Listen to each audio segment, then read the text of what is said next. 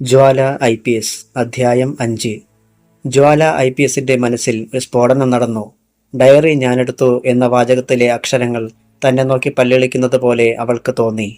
വളരെ വിലപ്പെട്ട ഒരു തെളിവാണ് നഷ്ടമായിരിക്കുന്നത്. തന്നേക്കാൾ മുൻപേ ഇവിടെ എത്തി അത് കൈക്കലാക്കിയിരിക്കുന്നത് തീർച്ചയായും ശത്രുക്കളാണെന്ന കാര്യത്തിൽ തെല്ലും സംശയം വേണ്ട. പൊടുന്നനെ അവളുടെ മനസ്സിൽ അല്പം മുമ്പ് ചീറിപ്പാഞ്ഞു പോയ ടെമ്പോ വാൻ തെളിഞ്ഞു. അതിലാണ് ഡയറിയുമായി പോയ ആൾ ഉള്ളത്. ക്ഷണനേരത്തിനുള്ളിൽ വെട്ടിത്തിരിഞ്ഞ് ജീപ്പിലേക്ക് കുതിച്ചു കയറി ജ്വാല. വല്ലാത്തൊരു മുരൾച്ചയോടെ ജീപ്പ് പിന്നോട്ട് നീങ്ങി. പിന്നെ മുറ്റത്തുണ്ടായിരുന്ന പൂച്ചെടികളെ ടയറുകൾക്കിടയിൽ ഞെരിച്ചമർത്തിക്കൊണ്ട് മുന്നോട്ട്. ടയറുകൾ ചിറകുകളായത് മാതിരി കുതിക്കുകയായിരുന്നു ജീപ്പ്. അതിന്റെ ആസുരമായ വേഗത കണ്ടും സിഗ്നൽ ലൈറ്റിന്റെ മുരൾച്ച കേട്ടും എതിരെ വന്ന വാഹനങ്ങൾ സൈഡൊഴിഞ്ഞു. ജീപ്പ് പ്രധാന നിരത്തിലെത്തും മുൻപ് തന്നെ ആ ടെമ്പോ വാനിന്റെ പിൻഭാഗം കാണുവാൻ ജ്വാലയ്ക്ക് കഴിഞ്ഞു. ആവേശം മനസ്സിൽ നിറഞ്ഞു. ആക്സിലേറ്റർ പിന്നെയും ഞെരിഞ്ഞു. ജീപ്പിന് ആസുരത വർദ്ധിച്ചു. പ്രധാന റോഡിൽ നിന്ന് വലത്തേക്ക് തിരിഞ്ഞു ടെമ്പോ വാൻ. ജ്വാല പിന്നാലെ ചെല്ലുന്നത് റിയർ വ്യൂ മിററിലൂടെ ഡ്രൈവർ ശ്രദ്ധിച്ചിട്ടുണ്ടാവണം. തല പുറത്തേക്ക് നീട്ടി അയാൾ പിന്നിലേക്കൊന്ന് നോക്കി. അനന്തരം വാനിന് വേഗത കൂടി. രണ്ട് വാഹനങ്ങളും മരണപ്പാച്ചിലാണ്. പക്ഷേ വാനിനേക്കാൾ വേഗത ജീപ്പിനായിരുന്നു. 5 മിനിറ്റ് കൊണ്ട് അത് വാനിന്റെ ഒപ്പമെത്തി. അപ്പോഴേക്കും 6-7 കിലോമീറ്ററുകൾ പിന്നിട്ടിരുന്നു. എതിരെ തുരുതുരെ വരികയാണ് വാഹനങ്ങൾ. അതുകൊണ്ട് വാനിനെ ഓവർടേക്ക് ചെയ്യാൻ കഴിയുന്നില്ല. ജ്വാല നോക്കി. വാനിൽ 4-5 പേരുണ്ട്. അവൾ ജീപ്പിന്റെ ഹെഡ്ലൈറ്റുകൾ തെളിച്ചു. എതിരെ വന്ന വാഹനങ്ങൾ ബ്രേക്ക് ഞെരിച്ച് ഇടത്തോട്ടൊതുങ്ങി. ആ തക്കത്തിന് ജ്വാല വാനിനെ പിന്നിലാക്കി അപ്പുറം കടന്നു. ഒപ്പം ഇടത്തോട്ട് അല്പം ചെരിച്ച് ബ്രേക്കിട്ടു. ജീപ്പും തൊട്ടുപിന്നിൽ ടെമ്പോ വാനും നിന്നു. ജ്വാല ചാടിയിറങ്ങി. അപ്പോഴേക്കും വാനിൽ നിന്ന് ചിലർ ഇറങ്ങിയോടി. ഡ്രൈവർ മാത്രം അതിൽ അവശേഷിച്ചു. ജ്വാല ഡോർ വലിച്ചു തുറന്നിട്ട് ഡ്രൈവറുടെ ഷർട്ടിൽ കുത്തിപ്പിടിച്ച് പുറത്തേക്ക് വലിച്ചിറക്കി. ഇങ്ങോട്ടിറങ്ങടാ. ഡ്രൈവർ താഴെ ഇറങ്ങിയതും ജ്വാലയുടെ കാൽമുട്ട് പുളഞ്ഞ് മേലോട്ടുയർന്നു. അയാളുടെ അടിവയറ്റിൽ അത് കനത്ത ഒരാഘാതമായി. അമ്മേ, അയാൾ നിലവിളിച്ചു. അറിയാതെ കണ്ണുകൾ നിറഞ്ഞു തുളുമ്പി. പറയടാ, ആ ഡയറി എവിടെ? ഡ്രൈവർ ഒന്ന് പതറി. ജ്വാല വീണ്ടും കാൽമുട്ട് ഉയർത്തിയപ്പോൾ അയാൾ പറഞ്ഞു, ഇനി എന്നെ ഇടിക്കല്ലേ സാറേ, ഞാൻ ചത്തുപോകും. ഞാൻ പറയാം. എങ്കിൽ പറ, ഡയറി എവിടെ? ഞങ്ങൾക്കും അത് കിട്ടിയില്ല. ഒരു പേപ്പർ ആ വാതിലിൽ എഴുതി ഒട്ടിച്ചിരിക്കുന്നത് കണ്ടപ്പോൾ ഞങ്ങൾ വേഗം പോരുകയായിരുന്നു. ഏതാണ്ട് 50 വയസ്സോളം തോന്നിക്കുന്ന ആ ഡ്രൈവർ പറഞ്ഞത് ശരിയാണെന്ന് ജ്വാലയ്ക്ക് തോന്നി. അപ്പോൾ പിന്നെ ഡയറി ആര് കൊണ്ടുപോയി? പിന്നെ എന്താ എന്നെ കണ്ടപ്പോൾ വാനിൽ ഉണ്ടായിരുന്നവർ ഇറങ്ങി ഓടിയത്? സാറ് തല്ലുമെന്ന് ഭയന്നായിരിക്കും. ജ്വാല അയാളുടെ മുഖത്തേക്ക് തുറച്ചു നോക്കി. ഈ വണ്ടി വർമ്മയുടേതല്ലേ? അതെ. ശരി, തന്റെ അഡ്രസ്സ് പറ.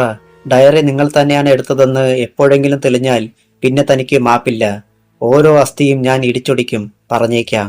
അയാൾ തലകുലുക്കി. തന്റെ അഡ്രസ്സ് പറഞ്ഞു കൊടുത്തു. റോഡിൽ വാഹനങ്ങൾ നിരന്നു കഴിഞ്ഞിരുന്നു. ജ്വാല ജീപ്പ് മാറ്റി. വാൻ മുന്നോട്ട് പോയി. ട്രാഫിക് ബ്ലോക്ക് മാറി. തിരികെ ഓഫീസിലേക്ക് പോകുമ്പോഴും അവളുടെ ചിന്ത ആ ഡയറിയെക്കുറിച്ചായിരുന്നു. അപ്പോൾ അതേക്കുറിച്ച് തന്നെയാണ് മറ്റൊരാളും ചിന്തിച്ചു കൊണ്ടിരുന്നത്. RK വർമ്മ. അയാൾ തന്റെ ബംഗ്ലാവിലായിരുന്നു. ഇസ്രയേൽ ബാബു അരികിൽ തന്നെയുണ്ട്.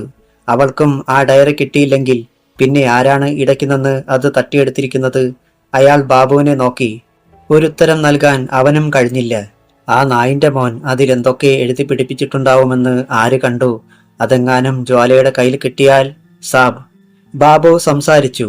അവളെ ജീവനോടെ വെച്ചു കൊണ്ടിരിക്കുന്നതാണ് തെറ്റ്. അങ്ങൊരു വാക്ക് പറഞ്ഞാൽ മതി.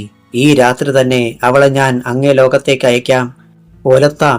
വർമ്മ ഇത്തിരി മോക്കിൽ പൊടിയെടുത്ത് വലിച്ചു. നമ്മുടെ എത്ര അറ്റംപ്റ്റുകളാണ് പാളിപ്പോയതെന്നറിയാമോ? ഇനിയൊരിക്കൽ കൂടി നമ്മുടെ ആരെങ്കിലും അവളുടെ കസ്റ്റഡിയിലായി പോയാൽ രക്ഷപ്പെടാൻ കഴിഞ്ഞെന്ന് തന്നെ വരില്ല. ഇത്തവണ അങ്ങനെയൊന്നും ഉണ്ടാവില്ല സാബ്. പുതിയ രീതിയിലുള്ള ഒരു ആക്രമണമാണ് ഇത്തവണ ഞാൻ പ്ലാൻ ചെയ്തിരിക്കുന്നത്. ശരി, എങ്കിൽ ഇന്ന് വേണ്ട. ഡയറി സംഭവവുമായി ബന്ധപ്പെട്ട് നമ്മൾ തന്നെയാവും ഇത് ചെയ്തതെന്ന സംശയം ഉണ്ടാവാനിടയുണ്ട്. മാത്രവുമല്ല, ഇനിയത്തെ അറ്റംപ്റ്റ് പാളിക്കൂടാ. ശരിക്കും പ്ലാൻ തയ്യാറാക്കി തന്നെ ചെയ്യണം. ശരി സാബ്. പ്രഭാകരന്റെ ശവസംസ്കാരം കഴിഞ്ഞോ? പോസ്റ്റ്മോർട്ടം കഴിഞ്ഞ് ബോഡി വീട്ടിലേക്ക് കൊണ്ടുപോയിരിക്കുകയാണ്.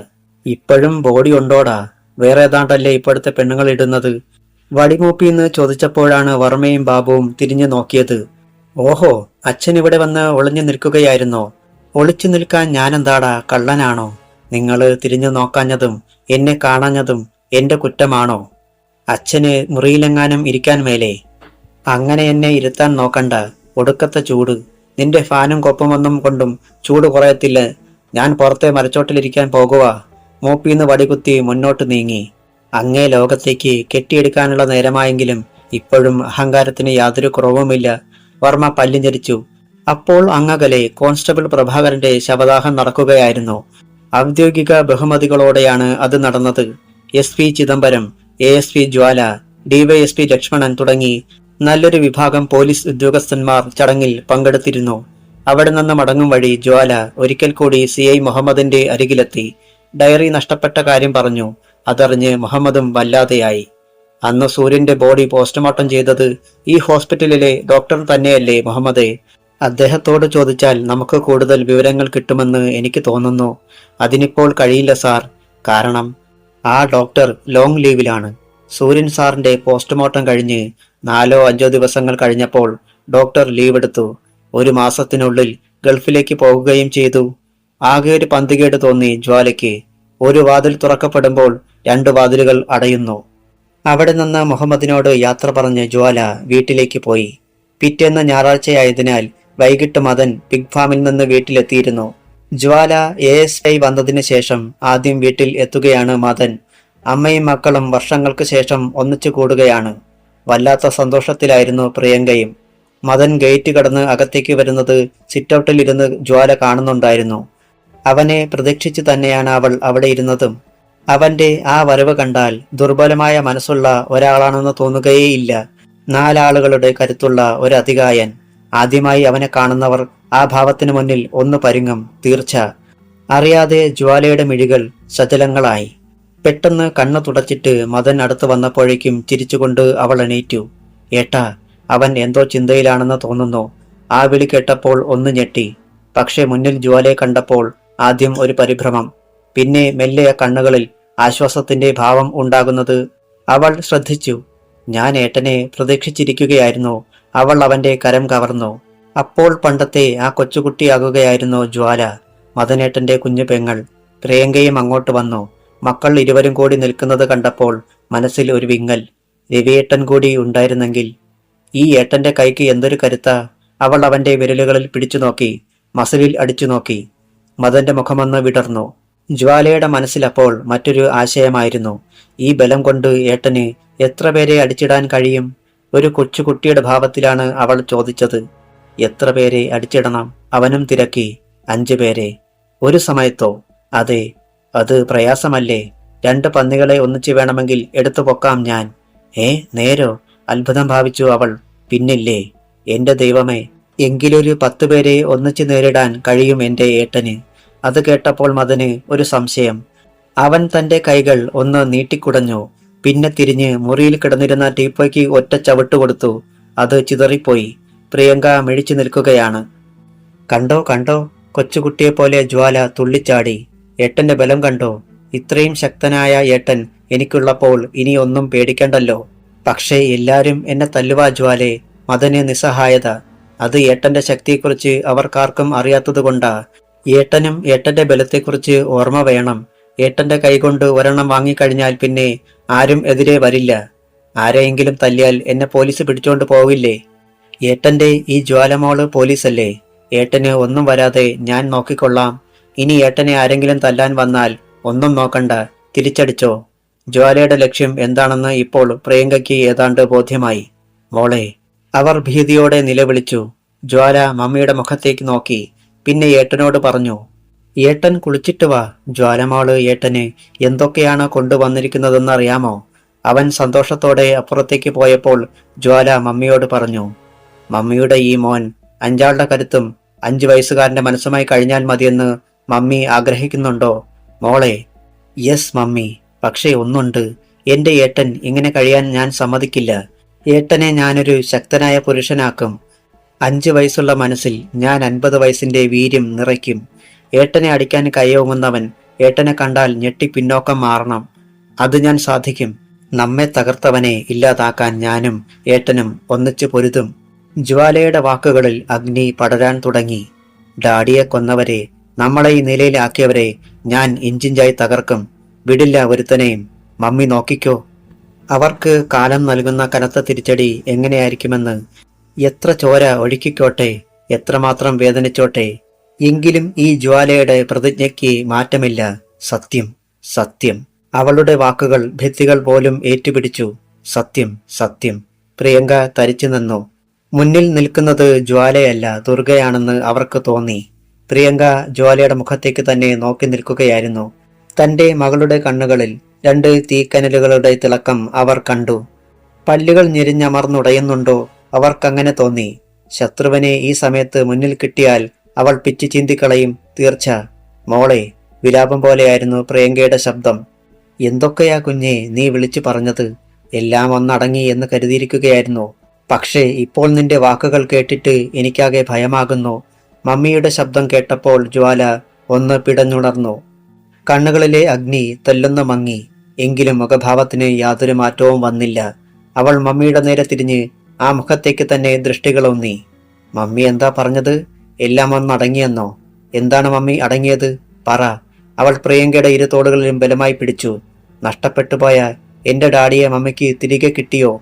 പിഗ് ഫാമിൽ ഒരടിമയേക്കാൾ കഷ്ടപ്പെടുന്ന മദനേട്ടൻ പഴയതുപോലെ ഇവിടെ തിരികെ എത്തിയോ?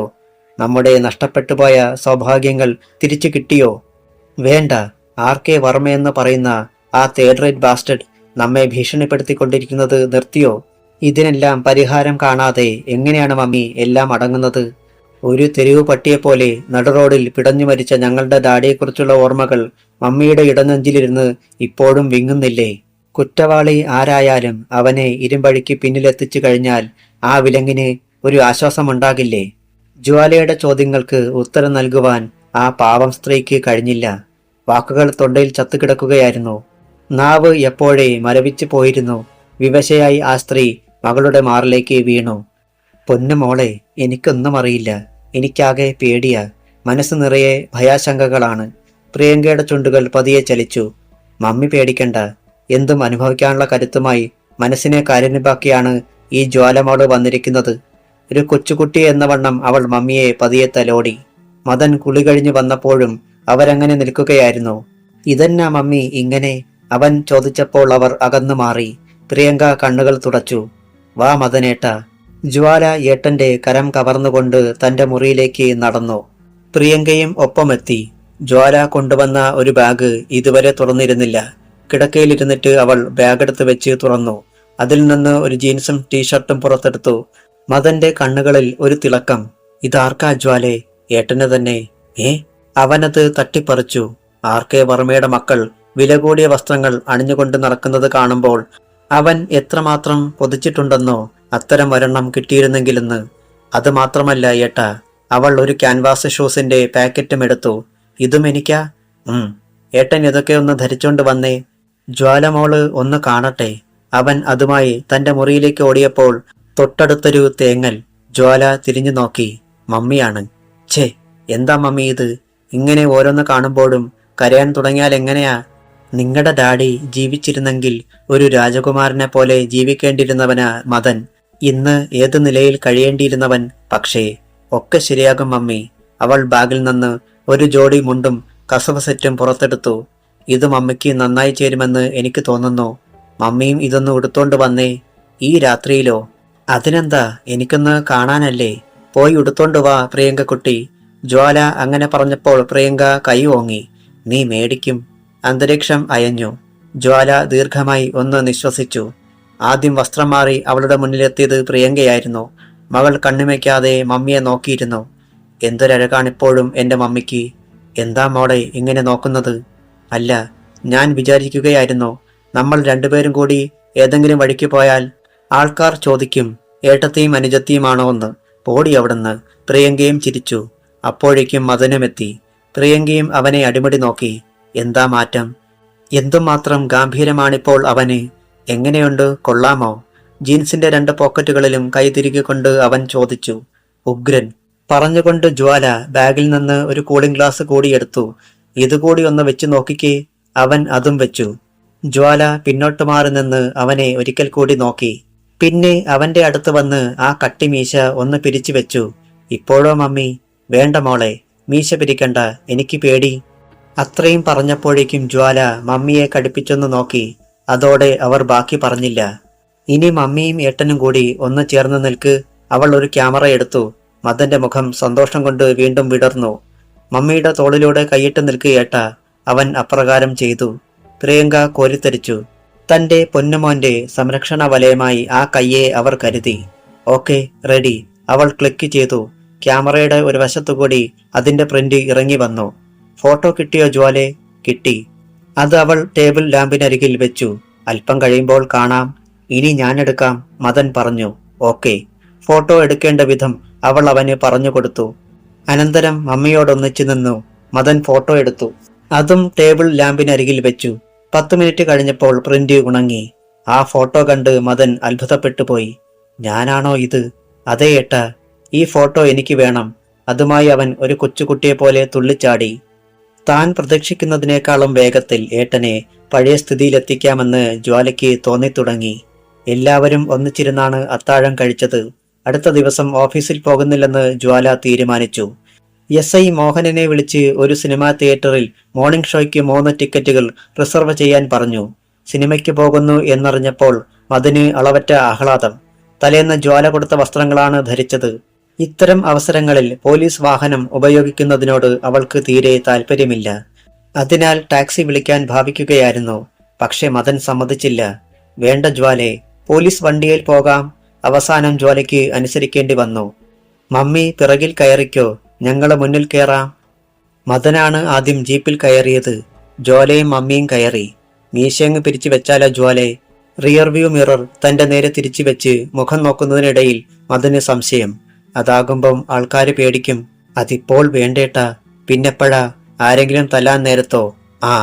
ജ്വാല ജീപ്പ് സ്റ്റാർട്ട് ചെയ്തു. സാരിയും ബ്ലൗസുമായിരുന്നു അവളുടെ വേഷം. പ്രിയങ്കയും മകൾ വാങ്ങിക്കൊടുത്ത മുണ്ടും സെറ്റുമായിരുന്നു ധരിച്ചിരുന്നത്. ജ്വാല ജീപ്പ് ഓടിക്കുന്നത് കണ്ടപ്പോൾ മദനൊരു മോഹം. എന്നെ കൂടി ഇത് ഓടിക്കാൻ പഠിപ്പിക്കുമോ ജ്വാലെ? പിന്നെന്താ? അവൾ ചിരിച്ചു. ഇനിയൊരിക്കലാകട്ടെ. ഒരു കൊച്ചുകുട്ടിയുടെ കൗതുകത്താൽ പുറത്തെ കാഴ്ചകൾ കണ്ടിരിക്കാൻ തുടങ്ങി അവൻ. സിനിമാ തിയേറ്ററിലെത്തി. നല്ല തിരക്കുണ്ടായിരുന്നു. പോലീസ് ജീപ്പ് കണ്ടതോടെ വാച്ച്മാൻ ഓടിയെത്തി. ഇവിടെ പാർക്ക് ചെയ്യാം സാർ. ജീപ്പിൽ നിന്ന് അവർ ഇറങ്ങി. മദൻ മുഖത്തുനിന്ന് കണ്ണട എടുത്തതേയില്ല. ഇനി അതങ്ങ് പോക്കറ്റിലിട്ടോ ഏട്ടാ?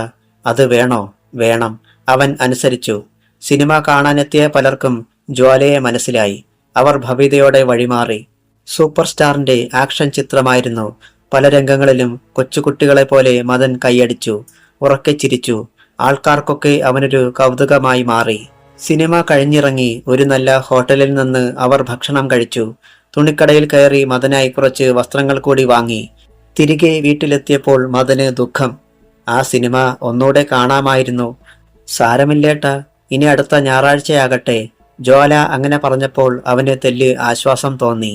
പിറ്റേന്ന് രാവിലെ പിഗ് ഫാമിലേക്ക് പോകാൻ തയ്യാറായപ്പോൾ അവന് പിന്നെയും വിഷമം. ഈ വസ്ത്രമൊന്നും അവിടെ പറ്റത്തില്ല ജ്വാലെ. ഞാനിനി അങ്ങോട്ട് പോണില്ല. എന്നെ വിടല്ലേ ജ്വാലെ. അത് കേട്ട് പ്രിയങ്കയ്ക്ക് കരച്ചിൽ വന്നു. ഏട്ടന്റെ മുഖത്തേക്ക് അല്പനേരം നോക്കി നിന്നിട്ടാണ് അവൾ മറുപടി പറഞ്ഞത്. ഏട്ടൻ പോകണം. ഏട്ടൻ ഇനി അങ്ങോട്ട് തിരിച്ചു ചെല്ലാൻ RK വർമ്മ ഒരിക്കലും ഇഷ്ടപ്പെടാത്ത രൂപത്തിലായിരിക്കണം തിരിച്ചു പോരുന്നത്. അവൾ ആ പറഞ്ഞത് മദന് മനസ്സിലായില്ല. എന്തിന്? പ്രിയങ്കയ്ക്കും പിടികിട്ടിയില്ല. മനസ്സില്ലാ മനസ്സോടെയാണ് മദൻ പിഗ് ഫാമിലേക്ക് യാത്രയായത്. ആ പോക്ക് കണ്ടപ്പോൾ ജ്വാലയുടെയും ഉള്ളം നുറുങ്ങി. പക്ഷേ അവൾ നിയന്ത്രിച്ചു. ദിവസങ്ങൾ ഓരോന്നായി അടർന്ന് വീഴുകയായിരുന്നു. മുഹമ്മദ് ഹോസ്പിറ്റൽ വിട്ടു. എങ്കിലും ഇനിയും ഡ്യൂട്ടിക്ക് ഹാജരായിട്ടില്ല. ഒരു ദിവസം രാവിലെ അവൾ ഓഫീസിലെത്തുമ്പോൾ മധ്യവയസ്കയായ ഒരു സ്ത്രീ കാത്തു നിൽപ്പുണ്ടായിരുന്നു. തന്റെ റൂമിലെത്തിക്കഴിഞ്ഞ് ജ്വാല അവരെ വിളിപ്പിച്ചു. കയറി വന്ന് ആ സ്ത്രീ തൊഴുതു. എന്തു വേണം? അവൾ തിരക്കി. മറുപടിയായി ഒരു കവർ അവർ നീട്ടി. ജ്വാല അത് വാങ്ങി ഒന്നോടിച്ച് വായിച്ചു നോക്കി. ചില മാസങ്ങളായി തന്റെ ഭർത്താവിനെ കാണാനില്ല എന്നതാണ് അവരുടെ പ്രശ്നം. ഏറെ അവൾക്ക് സംശയമുണ്ടാക്കിയത് കാണാതായ രാജപ്പൻ RK വർമ്മയുടെ തൊഴിലാളിയായിരുന്നു എന്നതാണ്. പിഗ് ഫാമിലെ തൊഴിലാളി. അയാൾ വീട്ടിൽ വരാതിരുന്നപ്പോൾ നിങ്ങൾ തിരക്കിയില്ലേ? ജ്വാല ആ സ്ത്രീയെ നോക്കി. തിരക്കി സാറേ. എന്നിട്ട്? ഒരിടം വരെ പോയേക്കുവാന്ന വർമ്മ സാബ് പറഞ്ഞത്. ഇന്നലെയും ഞാൻ പോയി തിരക്കി. അപ്പോഴും അങ്ങനെ തന്നെ പറയുന്നത്. ജ്വാല പതിയെ തലയനക്കി. പേപ്പർ വെയിറ്റ് കയ്യിലിട്ട് തിരിച്ചു. ഞാൻ അന്വേഷിക്കാം. ജീവനോടെ അങ്ങേരെ തരണേ സാറേ. അന്വേഷിക്കട്ടെ ഞാൻ. ഒരിക്കൽ കൂടി തൊഴുതിട്ടാണ് ആ സ്ത്രീ പോയത്. രാജപ്പന്റെ തിരോധാനത്തിൽ എന്തോ കുഴപ്പമുണ്ടെന്ന് ജ്വാലയ്ക്ക് തോന്നി. വർമ്മയെ കണ്ടേ പറ്റൂ. ആ നേരത്താണ് ഫോൺ ശബ്ദിച്ചത്. ജ്വാല റിസീവർ എടുത്തു. ഒരു കാറിൽ RK വർമ്മയ്ക്കുള്ള മയക്കുമരുന്ന് പട്ടണത്തിലേക്ക് വരുന്നു. വണ്ടി നമ്പർ അംബാസിഡർ കാറാണ്. അപ്പുറത്തു നിന്ന് ഒറ്റ ശ്വാസത്തിൽ ഇത്രയും പറയുന്നത് കേട്ടു. ഹലോ, ആരാണ് നിങ്ങൾ? അത് തൽക്കാലം അറിയണ്ട. റെയിൽവേ സ്റ്റേഷൻ റോഡിലൂടെയാണ് വരുന്നത്. 5 മണിക്ക് ശേഷം. അത്രയും പറഞ്ഞതോടെ ഫോൺ കട്ടായി. റിസീവറും പിടിച്ചുകൊണ്ട് അവൾ അല്പനേരം ഇരുന്നു. സംഗതി ശരിയായിരിക്കുമോ, അതോ തന്നെ കബളിപ്പിച്ചതോ? അനോണിമസ് കോളുകളെ സൂക്ഷിക്കേണ്ട കാലമാണിത്. എന്തായാലും 4:45 ജ്വാല ഇറങ്ങി. തൽക്കാലം പോലീസിനെ കൂട്ടണ്ടെന്ന് വെച്ചു.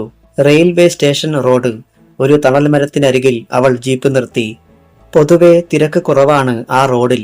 റെയിൽവേ സ്റ്റേഷനിലേക്ക് പോകുന്ന വാഹനങ്ങളാണ് അധികവും. ട്രെയിൻ വരുന്ന സമയങ്ങളിൽ മാത്രം നല്ല തിരക്കുണ്ട്. സമയം കടന്നുപോയി. 5:30, 6. നേരം സന്ധ്യയാകാറാകുന്നു. മടങ്ങിപ്പോയാലോ എന്ന് ജ്വാല ചിന്തിച്ചു. ആ നേരത്താണ് ഒരു കാർ വരുന്നത് കണ്ടത്. ജ്വാല സൂക്ഷിച്ചു നോക്കി. അജ്ഞാതൻ പറഞ്ഞ അതേ നമ്പരുള്ള അംബാസിഡർ കാർ. അവൾ ഒരു കുതിപ്പിന് ജീപ്പിലെത്തി.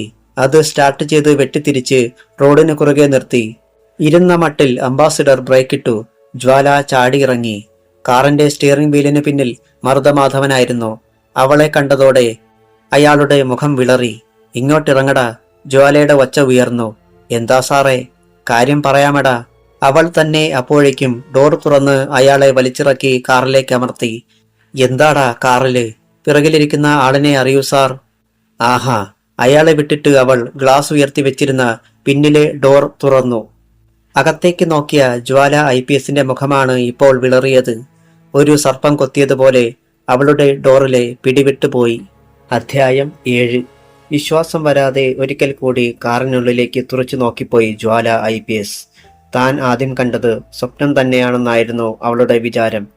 പക്ഷേ അടുത്ത സെക്കൻഡിൽ തന്നെ അത് സ്വപ്നമല്ലെന്നും നടക്കുന്ന ഒരു യാഥാർത്ഥ്യമാണെന്നും അവൾ തിരിച്ചറിഞ്ഞു. കാറിനുള്ളിൽ പിൻസീറ്റിൽ ഇരുന്നത് മദനായിരുന്നു. ജ്വാലയെ യൂണിഫോമിൽ കണ്ടപ്പോൾ അവനും ഒന്ന് പതറി. ശബ്ദം നഷ്ടപ്പെട്ട നിലയിലായിരുന്നു ജ്വാല. മദന്റെ തൊട്ടരികിൽ ഒരു പെട്ടി ഇരിപ്പുണ്ടായിരുന്നു. താൻ തേടിവന്ന സാധനം അതിനുള്ളിൽ തന്നെയാണെന്ന് അവൾക്കുറപ്പായി. വിജയഭാവത്തിൽ നിൽക്കുകയായിരുന്നു മർദ്ദമാധവൻ. മേഡം, എന്റെ ബോസാണ് ആ ഇരിക്കുന്നത്. അദ്ദേഹം പറഞ്ഞിട്ടാണ് ഞാൻ കാറുമായി വന്നത്. എന്താണ് ചോദിക്കാനും കണ്ടെത്താനും ഉള്ളതെന്ന് വെച്ചാൽ ആകാമല്ലോ. മർദ്ദമാധവന്റെ ശബ്ദത്തിന് ഒരു കാഞ്ഞിരത്തിൻ മുള്ളിന്റെ രൂപമുണ്ടെന്ന് ജ്വാല അറിഞ്ഞു. ക്ഷണത്തിൽ അവളാകെ വിയർപ്പിൽ കുളിച്ചു. യൂണിഫോം നനഞ്ഞു. മുന്നിൽ ഇരിക്കുന്നത് ബുദ്ധി വളർച്ചയെത്താത്ത തന്റെ ഏട്ടനാണ്. താൻ പ്രതീക്ഷിക്കുന്നത് പോലെ ആ പെട്ടിക്കുള്ളിൽ മയക്കുമരുന്നാണെങ്കിൽ നിയമത്തെ മുറുകെ പിടിക്കുന്ന താൻ മദനേട്ടനെ അറസ്റ്റ് ചെയ്തേ പറ്റൂ. യാതൊരു പരിഗണനയും പാടില്ല. എന്താ സാർ അനങ്ങാതെ നിൽക്കുന്നത്? ഒന്നും ചോദിക്കാനും പറയാനുമില്ലെങ്കിൽ ഞങ്ങൾക്ക് പോകാമല്ലോ. മാധവൻ പിന്നെയും തിരക്കി. ജ്വാല തോളിന് മുകളിലൂടെ തലതിരിച്ച് കുറുകിയ കണ്ണുകളോടെ അയാളെ ഒന്ന് നോക്കി. ആ മങ്ങിയ സന്ധ്യയിൽ ഒരു ജേതാവിന്റെ ഭാവത്തിലാണ് മാധവന്റെ നിൽപ്പ്. ഇടയ്ക്കിടെ മാത്രം റോഡിലൂടെ ചില വാഹനങ്ങൾ പോകുന്നുണ്ട്. റോഡിന് നടുവിൽ കാറും ജീപ്പും ഉണ്ടായിരുന്നതിനാൽ ബുദ്ധിമുട്ടിയാണ് അവ പോയത്. ജ്വാല വീണ്ടും കാറിനുള്ളിലേക്ക് നോക്കി. എന്തോ ചിന്തിച്ചുറച്ച ഭാവം അപ്പോൾ ആ മുഖത്തുണ്ടായിരുന്നു. മിസ്റ്റർ മദൻ, ഈ പെട്ടി നിങ്ങളുടേതാണോ? ഗൗരവത്തിലുള്ള ആ ചോദ്യം കേട്ടപ്പോൾ അവൻ പരുങ്ങി. ഒന്നും മിണ്ടാനായില്ല. ആ മനസ്സിലപ്പോൾ RK വർമ്മയുടെ ക്രൂരമായ മുഖമായിരുന്നു. കാതുകളിൽ മുഴങ്ങി നിന്നിരുന്നത് അയാളുടെ പരിപരുത്ത ശബ്ദമായിരുന്നു. എടാ കഴുതയുടെ മോനെ, വഴിക്കെങ്ങാനും വെച്ച് ഏതെങ്കിലും കാരണവശാൽ ആരെങ്കിലും ചോദിച്ചാൽ ഈ കാറ് നീ വിളിച്ചു കൊണ്ടുപോയതാണെന്നും പെട്ടി നിന്റേതാണെന്നും മാത്രമേ പറയാവൂ. അറിയാതെയെങ്കിലും എന്റെ പേര് പുറത്തു പറഞ്ഞാൽ ഒറ്റത്തൊടിക്ക് നിന്നെ ഞാൻ തീർക്കും.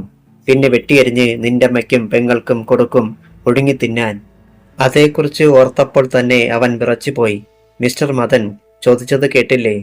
ഈ പെട്ടി നിങ്ങളുടേതാണോ എന്ന് ജ്വാല പിന്നെയും ശബ്ദമുയർത്തി. അതെ. അവന്റെ ചുണ്ടുകൾ പതിയെ ചലിച്ചു. ഇത്തവണ ഞെട്ടിയത് ജ്വാലയാണ്. പെട്ടി RK വർമ്മയുടേതാണ് എന്നവൻ പറയുമെന്നാണ് അവൾ കരുതിയിരുന്നത്. അതായത് മറ്റാരെങ്കിലും ഈ പെട്ടി നിങ്ങളെ ഏൽപ്പിച്ചതാണോ എന്നാണ് ഞാൻ ചോദിച്ചത്. അവൾ ഒന്നുകൂടി വിശദമാക്കി. ഇതെന്നാ ചോദ്യമാ സാറേ? പെട്ടി അദ്ദേഹത്തിൻ്റെതാണെന്ന് പറഞ്ഞു കഴിഞ്ഞതല്ലേ? മാധവൻ ഇടയ്ക്ക് കയറി. മിണ്ടരുത് നീ. അവൾ കെയിൻ ചൂണ്ടി. അതോടെ മാധവന്റെ സംസാരം നിലച്ചു. അവൾ വീണ്ടും മദന് നേരെ നോക്കി. പറയൂ, പെട്ടി വേറെ ആരെങ്കിലും തന്നതാണോ? അല്ല. തളർന്നു പോയി ജ്വാല. ഈശ്വര, പ്രതീക്ഷകളെല്ലാം തകിടം മറിയുകയാണല്ലോ. മദനേട്ടൻ ഈ കേസിൽ കുടുങ്ങിയാൽ പിന്നെ രക്ഷിക്കാൻ തനിക്ക് പോലും കഴിയില്ല. അവൾ ആ പെട്ടി സീറ്റിൽ നിന്ന് വലിച്ചെടുത്തു. കാറിന്റെ ഡിക്കിക്ക് മുകളിൽ വെച്ച് തുറന്നു. എതിരെ വന്ന ഒരു വാഹനത്തിന്റെ വെളിച്ചം പെട്ടിയിൽ തറഞ്ഞു. ആ വെളിച്ചത്തിൽ അവൾ കണ്ടു അനേകം പ്ലാസ്റ്റിക് കവറുകൾ. അതിൽ മെഴുകു പോലെയുള്ള ഒരു വസ്തു. ഹാഷിഷ്. ലക്ഷങ്ങൾ വിലമതിക്കും അതിന്. എന്തു വേണം? അവളുടെ നെറ്റിയിൽ നിന്ന് അടർന്നു വിയർപ്പ് കണങ്ങൾ. അവൾക്കൊരാശയം തോന്നി. വൃത്തികെട്ട കളികൾ മാത്രം കളിക്കുന്ന ആർ.കെ. വർമ്മയോട് തന്റെ മനസാക്ഷിക്ക് നിരക്കുന്ന ഒരു മറുപടി കൊടുക്കുന്നതിൽ യാതൊരു തെറ്റുമില്ല. മദനേട്ടൻ തീർച്ചയായും ഇക്കാര്യത്തിൽ നിരപരാധിയാണെന്ന് തനിക്കറിയാം. തന്റെ മുന്നിൽ വന്ന് പെട്ടാൽ രക്ഷപ്പെടാൻ തന്നെയാണ് വർമ്മ ഇങ്ങനെയൊരു കളി നടത്തിയതെന്ന കാര്യത്തിൽ സംശയമില്ല. കണ്ണിന് കണ്ണ്, പല്ലിന് പല്ല്. അവൾ ചുറ്റും നോക്കി. തണൽ മരങ്ങളുടെ കരിയിലകൾ റോഡിന്റെ ഓരത്ത് ധാരാളമുണ്ട്. തിരിഞ്ഞ് മാധവന് നേരെ അവൾ കൈനീട്ടി. തീപ്പെട്ടി താടാ. മാധവന്റെ നെറ്റി ചുളിഞ്ഞു. എന്തിനാ? നിന്റെ അപ്പന്റെ പട്ടടയ്ക്ക് തീ കൊളുത്താൻ. ഒറ്റയടിയായിരുന്നു ജ്വാല. അടക്കിയ ഒരു നിലവിളിയോടെ അയാൾ കാറിലേക്ക് ചാരി. അതിനിടെ കീശയിൽ നിന്ന് ലൈറ്റർ എടുത്ത് നീട്ടുകയും ചെയ്തു. അവൾ അത് വാങ്ങിയിട്ട് പെട്ടിയെടുത്തു. കാൽകൊണ്ട് കുറെ കരിയിലകൾ നീക്കിക്കൂട്ടി. പിന്നെ അതിന് മുകളിലേക്ക് പെട്ടി കമഴ്ത്തി. പ്ലാസ്റ്റിക് കവറുകൾ കരിയിലകൾക്ക് മുകളിൽ കൂടിക്കിടക്കുന്നു. ലൈറ്റർ തെളിച്ച് അവൾ കരിയിലേക്ക് തീയിട്ടു. ഉണക്ക സമയമായതിനാൽ പെട്ടെന്ന് തീ പടർന്നു. അവൾ ലൈറ്ററും തീയിലേക്കിട്ടു. ഒരു കൊച്ചു പൊട്ടിത്തെറി. ഒപ്പം തീ 10 മടങ്ങ് വർദ്ധിച്ചു. മറുതമാധവന്റെ കണ്ണുകളിൽ ഇരുൾ നിറഞ്ഞു. ഇനി വർമ്മ സാബിനോട് എന്തു പറയും? മയക്കുമരുന്നിന്റെ കടുത്ത ഗന്ധം അവിടെ നിറഞ്ഞു. തനിക്കിപ്പോൾ മത്തുപിടിക്കുമെന്ന് പോലും ജ്വാലയ്ക്ക് തോന്നി. അവൾ പെട്ടി കാറിനുള്ളിലേക്കിട്ടു. മിസ്റ്റർ മദൻ, ഇറങ്ങി വരൂ. അവൻ വന്നു. വർമ്മ കൊടുത്ത ഒരു പഴയ പാൻസും ഷർട്ടുമായിരുന്നു അവന്റെ അപ്പോഴത്തെ വേഷം. ജീപ്പിൽ കയറ്. അവൻ അനുസരിച്ചു. ജ്വാല ചിരിയോടെ മറുതമാധവനെ നോക്കി. നിന്റെ മുതലാളിയോട് പോയി പറഞ്ഞേര്. ജ്വാലയെ കുരുക്കാൻ അയാൾ ഇനിയും ഒരുപാട് കാത്തിരിക്കേണ്ടി വരുമെന്ന്. അവൾ ജീപ്പ് വെട്ടിത്തിരിച്ച് ഓടിച്ചുപോയി. എരിഞ്ഞുകൊണ്ടിരിക്കുന്ന ലക്ഷങ്ങൾ വിലയുള്ള ഹാഷിഷിലേക്ക് നോക്കി അല്പനേരം കൂടി അവിടെ നിന്നിട്ടാണ് മാധവൻ കാറിൽ കയറിയത്. കോള കമ്പനിയിൽ കാത്തിരിക്കുകയായിരുന്നു ആർ.കെ. വർമ്മയും മൂത്ത മകൻ സഞ്ജയും. കുനിഞ്ഞ ശിരസോടെ വന്നു കയറിയ മറുതമാധവനെ കണ്ടപ്പോൾ അവരുടെ നെറ്റി ചുളിഞ്ഞു. എന്തിയടാ ആ തെണ്ടിയും ചരക്കും? മാധവൻ വാക്കുകൾക്കായി പരതി. വായിൽ നാവില്ലേടാ. സഞ്ജയും ശബ്ദമുയർത്തി. അവനെ അവര് കൊണ്ടുപോയി. ആര്? ജ്വാല സാറ്. ഇരുവരും ഒപ്പം കിടുങ്ങി. ചരക്ക് കണ്ടെടുത്തോ അവള്? അവനെ അറസ്റ്റ് ചെയ്തോ? ചരക്ക് കത്തിച്ചു കളഞ്ഞു. എടാ! കൊടുങ്കാറ്റ് പോലെ ചാടിയെണീറ്റ വർമ്മ മാധവന്റെ കവളുകളിൽ മാറി മാറി അടിച്ചു. പട്ടി! കൊല്ലും നിന്നെ ഞാൻ. എത്ര ലക്ഷമാണ് വായ്ക്കരിയിട്ടതെന്ന് നിനക്കറിയാമോടാ? അയാൾ മാധവന്റെ കഴുത്തിൽ കുത്തിപ്പിടിച്ച് ആഞ്ഞു തള്ളി. ഒരു ഭാഗത്തിരുന്ന കോളക്കുപ്പികളുടെ പെട്ടിയിലാണ് അയാൾ ചെന്നിടിച്ചത്. പെട്ടിയും കുപ്പികളും അപ്പുറത്തേക്ക് മറിഞ്ഞു. കുപ്പികൾ ചിതറിത്തെറിച്ചു. കോള മുറിയിൽ പരന്നൊഴുകി. അയാളെ ചവിട്ടാനായി വർമ്മ മുന്നോട്ടാഞ്ഞപ്പോൾ സഞ്ജയ് തടഞ്ഞു. മതി പപ്പ, ഇനി വല്ലതും ചെയ്താൽ അയാൾ ചത്തുപോകും. ചാകട്ടടാ. ഇവനെയൊക്കെ തീറ്റിപ്പോറ്റുന്നതിനേക്കാൾ നല്ലത് കൊന്നുകളയുന്നതാ ശവങ്ങള്. അവിടുത്തെ ബഹളം കേട്ട് അപ്പുറത്തെങ്ങോ ആയിരുന്ന ഇസ്രയേൽ ബാബു ഓടിവന്നു. മാധവനപ്പോൾ ഒരു വിധത്തിൽ എണീക്കുകയായിരുന്നു. അയാളുടെ മൂക്കിലൂടെയും കോളപ്പെട്ടിയിലിടിച്ച് നെറ്റിയിലൂടെയും ചോര ഒലിച്ചിറങ്ങുന്നുണ്ടായിരുന്നു. പറയട വേഗം, എന്താണുണ്ടായതെന്ന്. ദേഷ്യം കൊണ്ട് നിന്ന് വിറയ്ക്കുകയാണ് വർമ്മ. മാധവൻ ഒരു വിധത്തിൽ കാര്യങ്ങൾ മുഴുവൻ പറഞ്ഞു കേൾപ്പിച്ചു. ആർ.കെ. വർമ്മയുടെയും മകന്റെയും അണപ്പല്ലുകൾ ഞെരിഞ്ഞമർന്നത് ഒരേ നേരത്താണ്. വർമ്മ പെട്ടെന്ന് മൂക്കിൽ പൊടിയുടെ കുപ്പിയെടുത്തു. സഞ്ജയും കൈനീട്ടി. വർമ്മ അവന്റെ കൈവെള്ളയിലേക്കും പൊടി ഇട്ടുകൊടുത്തു. രണ്ടുപേരും പൊടി വലിച്ചു. 4 കണ്ണുകളും ചുവന്നു. അവയിൽ രോഷം തിളച്ചു. പപ്പ, നഷ്ടം എത്രയാണെന്നറിയാമോ? ആ പട്ടിച്ചയെ ഇനിയും ഭൂമിക്ക് മുകളിൽ വെച്ചിരുന്നാൽ അത് നമ്മുടെ ശവക്കുഴി തോണ്ടുന്നതിന് തുല്യമാകും. വർമ്മ വെട്ടിത്തിരിഞ്ഞ് ബാബുവിനെ നോക്കി. കാറെടുക്കടാ ബാബു, ഇപ്പോൾ തന്നെ അവളെ കാണണം. ബാബു പുറത്തേക്ക് പോയി. കൊടുങ്കാറ്റ് പോലെ പിന്നാലെ വർമ്മയും മകനും. മാധവൻ കോളപ്പെട്ടികളിലേക്ക് തളർച്ചയോടെ ചാരി. പുറത്ത് ആസുരമായ ശക്തിയിൽ കാർ ഇരമ്പിക്കുതിച്ചു. ജ്വാല അപ്പോൾ വീട്ടിലെത്തിക്കഴിഞ്ഞിരുന്നു. അവളുടെ കൂടെ മദനെയും കണ്ടപ്പോൾ പ്രിയങ്കയ്ക്ക് എന്തോ ഒരു സംശയം. എന്താ മോളെ, മദനെ എന്ന് അയാളിങ്ങി വിട്ടോ? അവൾ ഒന്ന് മൂളിയിട്ട് തന്റെ മുറിയിലേക്ക് പോയി. ജീപ്പിൽ വെച്ച് തന്നെ വളരെ ഇണക്കത്തിൽ ചോദിച്ചപ്പോൾ മദൻ ഉണ്ടായതെല്ലാം അവളോട് പറഞ്ഞിരുന്നു. വേഷം മാറി ജ്വാല മമ്മിയുടെ അടുത്തെത്തിയതേയുള്ളൂ. അപ്പോഴേക്കും ജനൽ ഗ്ലാസിൽ ഒരു വാഹനത്തിന്റെ വെളിച്ചം പ്രതിഫലിച്ചു. ഒപ്പം ബ്രേക്കിടുന്ന ഒച്ചയും. വർമ്മ വന്നിരിക്കുന്നുവെന്ന് അവൾക്കുറപ്പായി. പ്രിയങ്ക ചോദ്യഭാവത്തിൽ മകളെ നോക്കി. അവളത് ശ്രദ്ധിക്കാതെ സോഫയിലിരുന്നു. കനത്ത ചുവടുകളോടെ വർമ്മയും സഞ്ജയും അകത്തേക്ക് വന്നു. ജ്വാലയെ കണ്ടതോടെ അയാൾ അലറി. എടീ! പ്രിയങ്ക കിടുങ്ങിപ്പോയി. പക്ഷേ ജ്വാലയുടെ ചുണ്ടിൽ പുഞ്ചിരിയായിരുന്നു. സാധാരണ ഭാവത്തിൽ മിഴികൾ ഉയർത്തി അയാളെ നോക്കി. അല്ല, ഇതാരൊക്കെയാ വന്നിരിക്കുന്നത്? അതും രാത്രിയിൽ. എന്താ വിശേഷം വല്ലതുമുണ്ടോ? പരിഹസിക്കുന്നോടി നായേ. വിശേഷം എന്താണെന്ന് നിനക്കറിയില്ല അല്ലേടി? വർമ്മ കൈ ചൂണ്ടി. ജ്വാലയുടെ ചുണ്ടിലെ ചിരിമാഞ്ഞു. കണ്ണുകൾ വർമ്മയുടെ മുഖത്ത് തറഞ്ഞു. അവൾ എണീറ്റു. മോളെ! പ്രിയങ്ക ഭീതിയോടെ വിളിച്ചു. അവളത് ശ്രദ്ധിച്ചില്ല. മിസ്റ്റർ വർമ്മ, നിങ്ങൾ സംസാരിക്കുന്നത് പോലെ സംസാരിക്കാൻ എനിക്കറിയാൻ പാടില്ലാഞ്ഞല്ല. പക്ഷേ എന്റെ സംസ്കാരം അതിന് അനുവദിക്കാത്തത് കൊണ്ടാ. അവൾ ഒരടി മുന്നോട്ട് നീങ്ങി. തനിക്കെന്ത് വേണം? എന്താണ് അറിയേണ്ടത്? നിന്റെ ജീവനാടി ഞങ്ങൾക്ക് വേണ്ടത്. പറഞ്ഞത് സഞ്ജയാണ്. പോടാ! അപ്പന്റെ നിഴലിൽ നിന്ന് സംസാരിക്കാനല്ലാതെ നിന്നെ എന്തിനു കൊള്ളാമടാ? അവനെന്ന് വിളറി. ജ്വാല വർമ്മയുടെ മുഖത്തിന് നേരെ വിരൽ ചൂണ്ടി. ആ മയക്കുമരുന്നിനെക്കുറിച്ച് അറിയാനാണെങ്കിൽ മാധവൻ പറഞ്ഞു തന്നില്ലേ? എന്റെ സഹോദരനെ ബലിയാടാക്കാൻ എനിക്ക് മനസ്സില്ലായിരുന്നു. ഇനി നിങ്ങൾക്ക് പോകാം.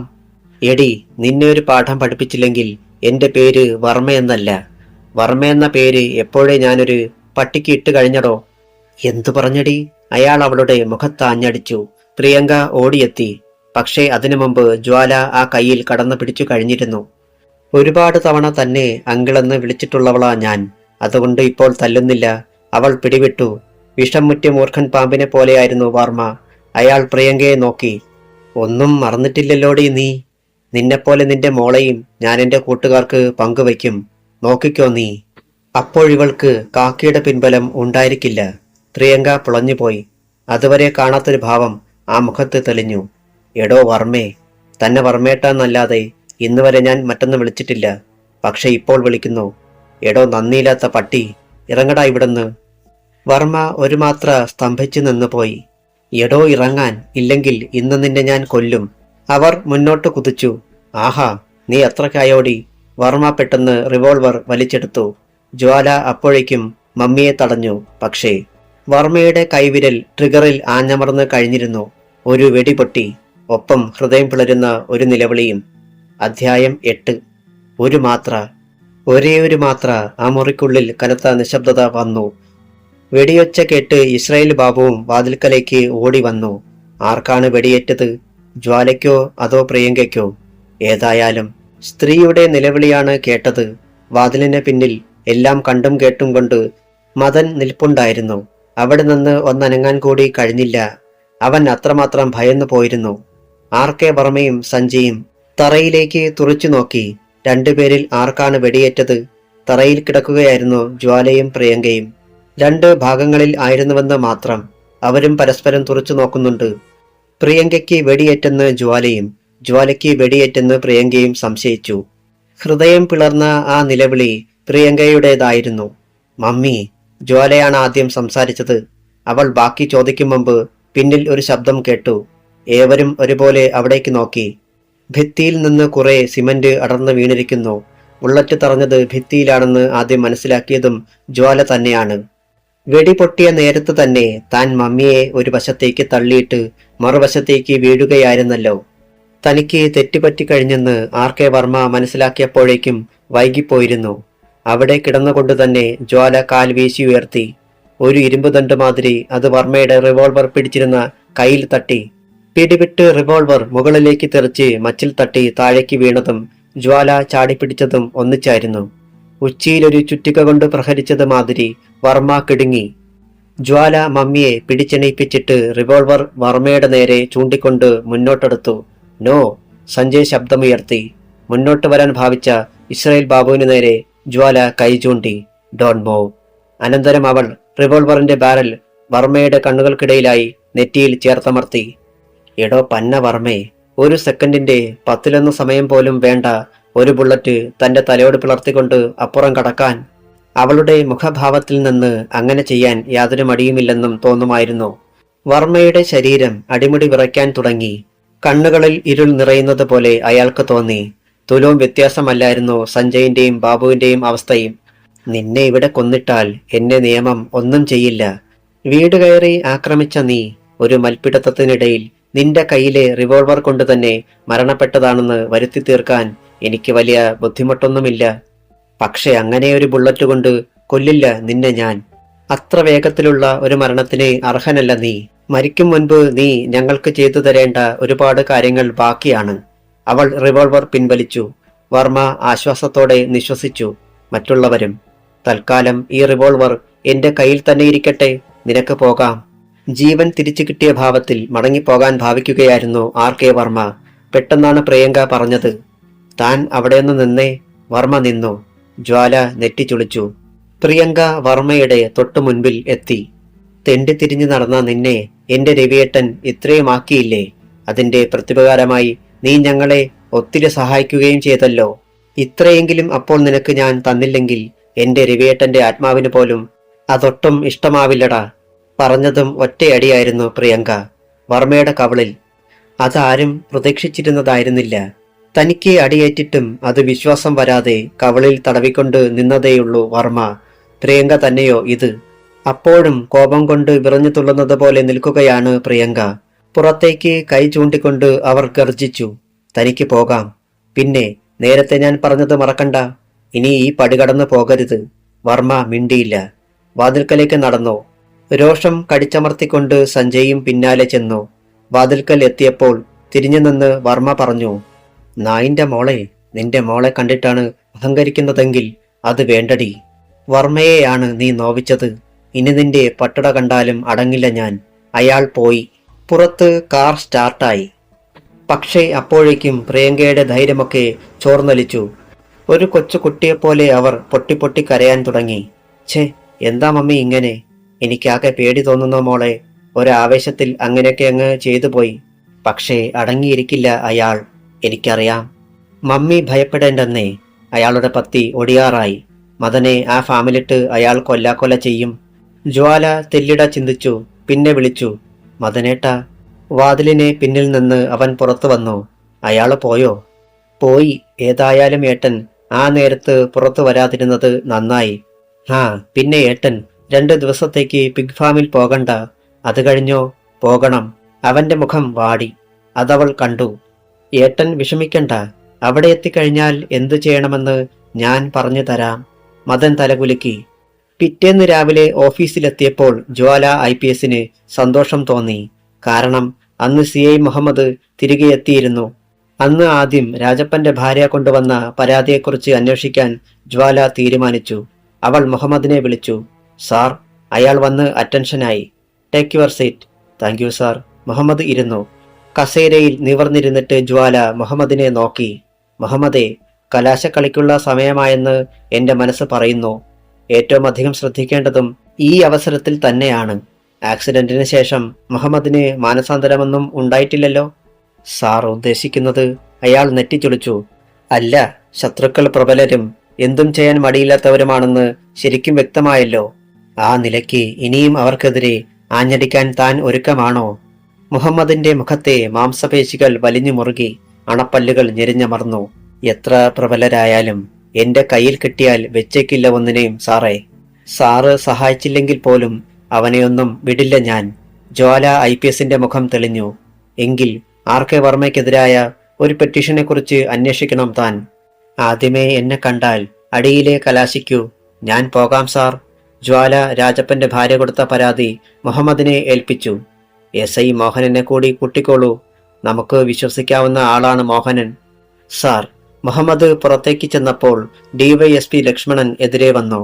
മുഹമ്മദ് അറ്റൻഷനായി. എന്ന് ചാർജ് എടുത്തു അല്ലേടോ സാർ? അപ്പോൾ തന്നെ തമ്പുരാട്ടി ഏതോ ജോലി ഏൽപ്പിച്ചെന്ന് തോന്നുന്നല്ലോ സാർ. ആർക്കെതിരെയാടോ പടപ്പുറപ്പാട്? ഫയൽ കാണട്ടെ. സോറി സാർ, ഇത് ജോല സാറിന്റെ കയ്യിൽ മാത്രമേ തിരിച്ചേൽപ്പിക്കാവൂ എന്ന് എന്നോട് പ്രത്യേകം പറഞ്ഞിട്ടുണ്ട്. മുഹമ്മദ് ഒരു കള്ളം തട്ടിവിട്ടു.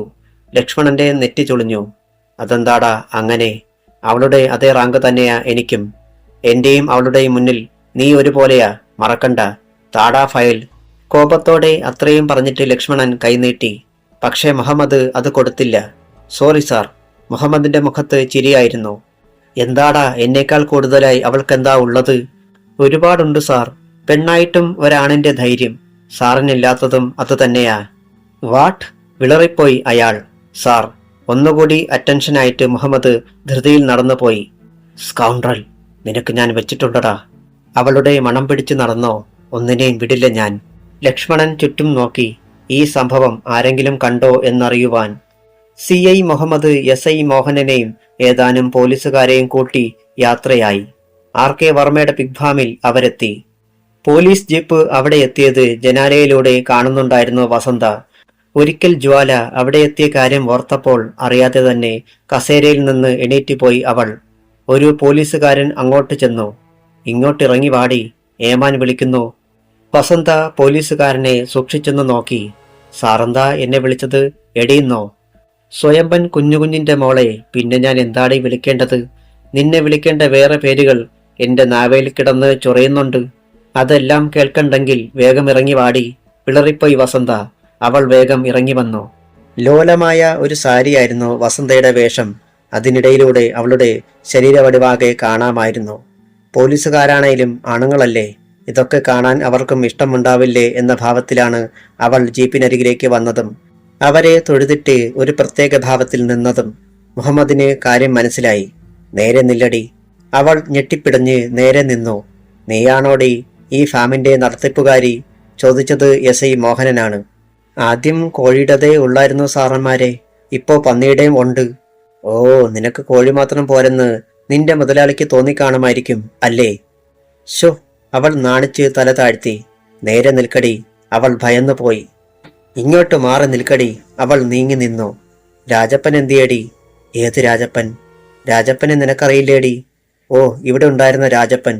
അയാളെ മുതലാളി എങ്ങാണ്ട് വിട്ടേക്കുവാ. എവിടെ? അതെനിക്കറിയത്തില്ല സാറേ. എത്ര കാലമായി അയാളിവിടെ ഇല്ലാതായിട്ട്? ഞാൻ വരുന്നതിന് മുന്നേ അയാളെ പോയതാ. പിന്നെ നിനക്കെങ്ങനെ അയാളെ അറിയാം? അയാളുടെ ഭാര്യ പലപ്പോഴും ഇവിടെ അന്വേഷിച്ചു വരുമായിരുന്നു. അങ്ങനെയാ ഞാനെല്ലാം അറിഞ്ഞേ.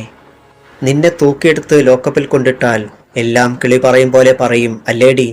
യോ, എന്നെ കൊണ്ടുപോവല്ലേ സാറന്മാരെ. സത്യമായിട്ടും എനിക്കൊന്നും അറിയത്തില്ല. ഇതിന്റെ നടത്തിപ്പുകാരി നീയായ നിലയ്ക്ക് നീ തന്നെ രാജപ്പന്റെ ജീവന് മറുപടി പറയേണ്ടി വരും. എന്റെ ഭഗവതി, അവൾ നെഞ്ചിൽ കൈവച്ചു പോയി. ഞാനതിന് ഒന്നും അറിഞ്ഞില്ലല്ലോ സാറേ. അറിയാത്തതൊക്കെ ഞങ്ങൾ മനസ്സിലാക്കി തരാമടി. ഒരു കോൺസ്റ്റബിളാണ് അത് പറഞ്ഞത്. ഇവിടെയുള്ള ബാക്കി തൊഴിലാളികളെ കൂടി വിളിക്കടി. അവൾ വേഗം മറ്റുള്ളവരെയും വിളിച്ചു. ക്ലീറ്റസും വിക്രമനും വേറെ 2 പേരും. CI മുഹമ്മദ് അവരെയും ചോദ്യം ചെയ്തു. പക്ഷേ അവരിൽ നിന്നും വസന്ത പറഞ്ഞതിൽ കൂടുതലൊന്നും കിട്ടിയില്ല. CI SIയെ നോക്കി. നമുക്ക് വർമ്മയെ കാണാം സാർ. വർമ്മ അപ്പോൾ നഗരത്തിന്റെ ഹൃദയഭാഗത്തുള്ള തന്റെ ഓഫീസിൽ ഉണ്ടായിരുന്നു. CIയും SIയും ഒന്നിച്ചാണ് ലിഫ്റ്റിൽ അവിടേക്ക് ചെന്നത്. പുറത്തുണ്ടായിരുന്ന മർദ്ദമാധവൻ നെറ്റിച്ചൊളിച്ചു. വർമ്മയുണ്ടോടാ അകത്ത്? മുഹമ്മദ് തിരക്കി. ഉണ്ട്. കനപ്പിച്ചെന്ന് മൂളിയിട്ട് മുഹമ്മദ് കെയിൻ കൊണ്ട് ഡോറിൽ പതിയെ തട്ടി. യെസ്. അകത്തുനിന്ന് വർമ്മയുടെ ശബ്ദം. മുഹമ്മദ് ഹാൻഡിലിൽ കൈവച്ചു. അത് തിരിഞ്ഞു. വാതിൽ തുറക്കപ്പെട്ടു. വർമ്മ മുഖമുയർത്തി നോക്കിയത് പോലീസ് ഉദ്യോഗസ്ഥന്മാരുടെ മുഖത്തേക്കാണ്. അയാളുടെ നെറ്റി ചുളിഞ്ഞു. CIയും SIയും അയാൾക്ക് മുന്നിലെത്തി. വർമ്മ റിവോൾവിംഗ് ചെയറിൽ പിന്നോട്ടാഞ്ഞിരുന്നു. കണ്ണടയ്ക്കിടയിലൂടെ അവരെ ശ്രദ്ധിച്ചു. Take your seat. No thanks, ഞങ്ങൾ ഇരിക്കാൻ വന്നതല്ല. എങ്കിൽ വന്ന കാര്യം പറയൂ. വർമ്മ ഇത്തിരി മൂക്കിൽ പൊടിയെടുത്ത് വലിച്ചു.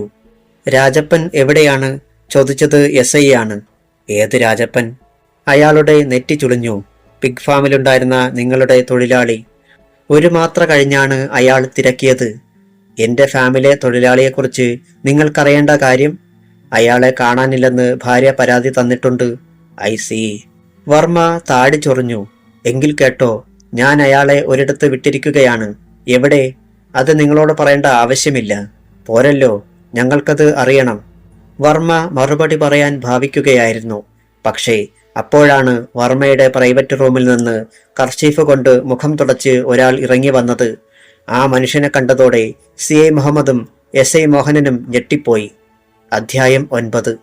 ഏതാനും സെക്കൻഡ് നേരത്തേക്ക് ശ്വാസം കഴിക്കാൻ പോലും മറന്നു നിന്നുപോയി CI മുഹമ്മദും SI മോഹനനും. കാരണം വർമ്മയുടെ പ്രൈവറ്റ് റൂമിൽ ഒരിക്കലും ഈ മനുഷ്യനെ അവർ പ്രതീക്ഷിച്ചിരുന്നില്ലല്ലോ. എന്തിനാ നിങ്ങളിങ്ങോട്ട് വന്നത്? കർച്ചീഫ് കീശയിൽ തിരുകുന്നതിനിടയിൽ SP ചിദംബരം തിരക്കി. സാർ. പൊടുന്നനെ ഇരുവരും അറ്റൻഷനായി. RK വർമ്മയുടെ ചുണ്ടിൽ ചിരിയൂറി. SP ചോദ്യം ആവർത്തിച്ചു. സാർ, ഒരു പരാതിയുടെ അടിസ്ഥാനത്തിൽ. മുഹമ്മദിനെ പൂർത്തിയാക്കാൻ അനുവദിക്കാതെ SP തിരക്കി. എന്ത് പരാതി? സർ, ഇയാളുടെ പിഗ് ഫാമിൽ ജോലി ചെയ്തിരുന്ന ഒരാൾ കുറെ കാലമായി അപ്രത്യക്ഷനായിരിക്കുന്നുവെന്ന് കാണിച്ച് അയാളുടെ ഭാര്യ പരാതി തന്നിരുന്നു.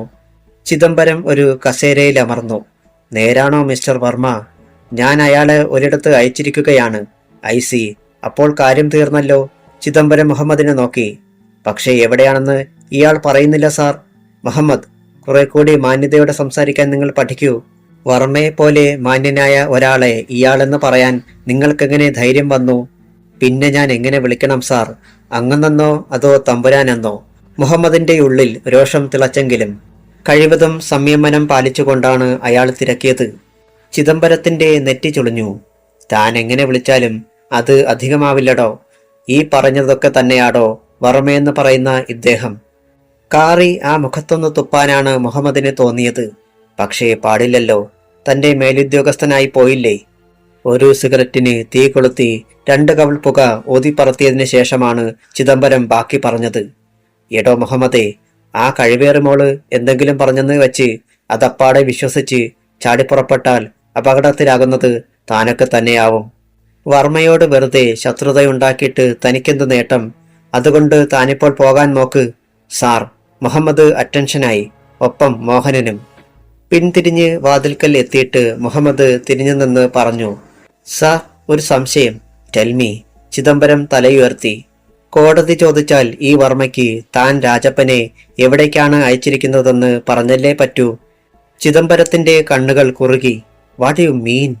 അല്ല, എന്നെ തിരിച്ചയക്കാൻ കഴിഞ്ഞതുകൊണ്ട് ഒന്നുമാകുന്നില്ലെന്ന് പറഞ്ഞതാ.